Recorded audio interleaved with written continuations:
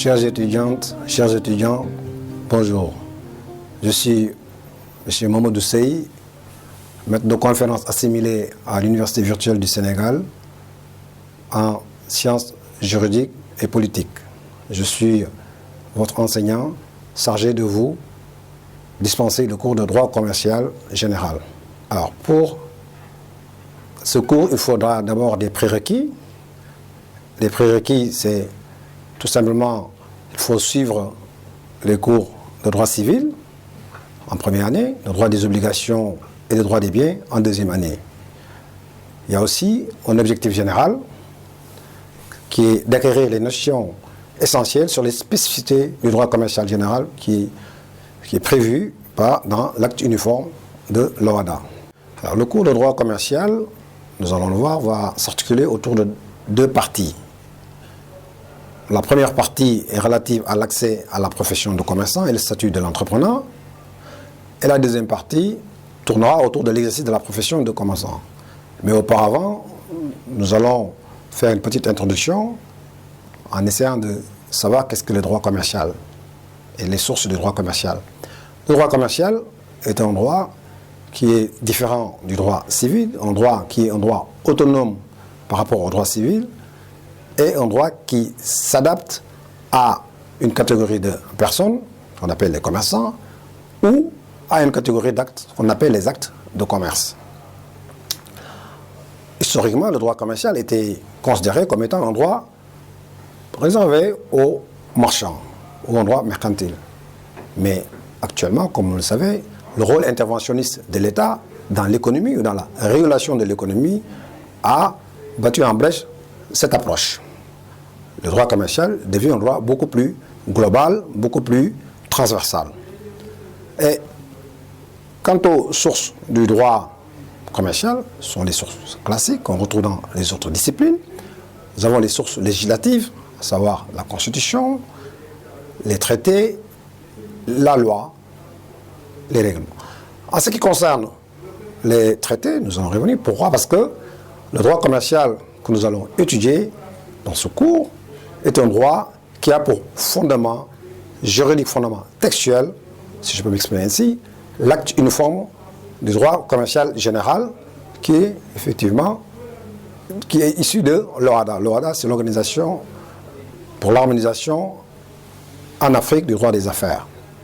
Nous reviendrons, vous reviendrez de manière beaucoup plus ample, autant pour moi, sur l'acte uniforme qui va effectivement transcender tout le cours dans le cours général qu'on va élaborer, qu'on va dérouler ensemble.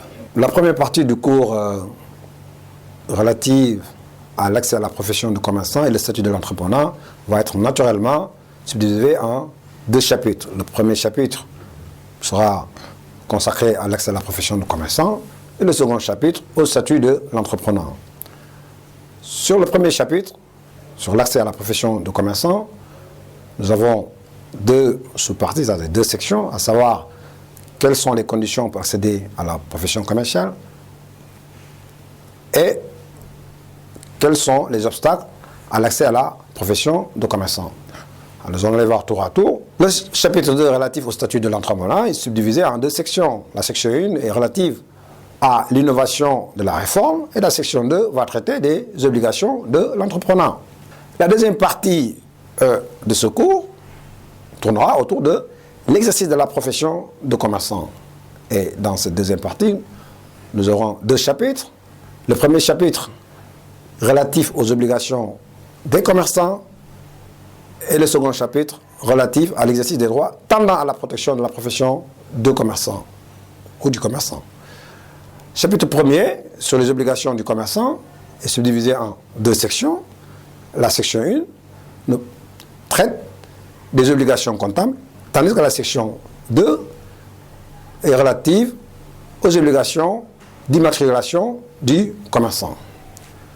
Maintenant, pour le chapitre 2, relatif à l'exercice des droits tendant à la protection de la profession de commerçant, nous avons ici trois sections. La première section traitera des biens du commerçant. Ici, on fait allusion au fonds de commerce. La section 2, de l'action en concurrence déloyale, tendant à protéger le commerçant. Et enfin, la section 3, le droit au renouvellement du bail à usage commercial. Alors, maintenant, pour bien comprendre le cours, bien l'assimiler, nous avons donné quelques consignes de travail. Première consigne, tellement élémentaire, c'est bien lire le cours. Ensuite, il faut bien assimiler la méthodologie juridique.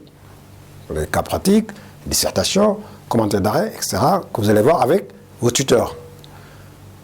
Il faut aussi savoir quels sont les types de sujets qui vont être donnés. Vous pouvez avoir des dissertations, vous pouvez avoir des cas pratiques, vous pouvez avoir aussi d'autres activités pédagogiques qui seront, avec les tuteurs, définies dans ce cours.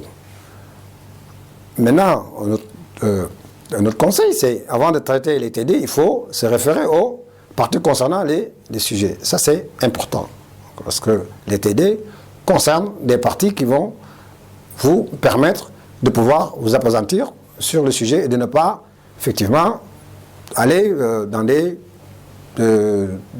divagations, si je peux m'exprimer ainsi. Donc, et enfin, bien faire les TD et les tests de connaissances. Voilà, chers étudiants, une présentation assez succincte, mais qui vous permet d'appréhender et de mieux comprendre ce cours. Chers étudiantes, chers étudiants, merci de votre attention et je vous donne rendez-vous à très bientôt.